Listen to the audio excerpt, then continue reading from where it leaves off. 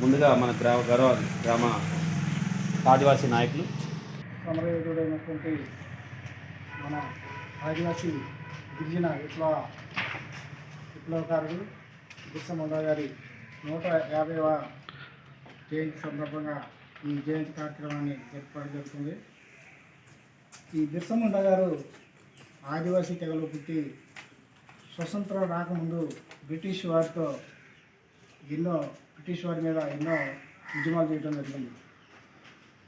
వీరు బిర్సా ముండా గారు జార్ఖండ్ రాష్ట్రం రాంచీ అనే జిల్లాలో ఉలిహట్ అనే గ్రామంలో జన్మించారు. వారి తల్లిదండ్రులు సుగుణ ముండా మరియు తండ్రి ఖర్మిహత్ ముండా అనే దంపతులకు వీరు జన్మించి ఉన్నారు. వీరు 1875 సంవత్సరంలో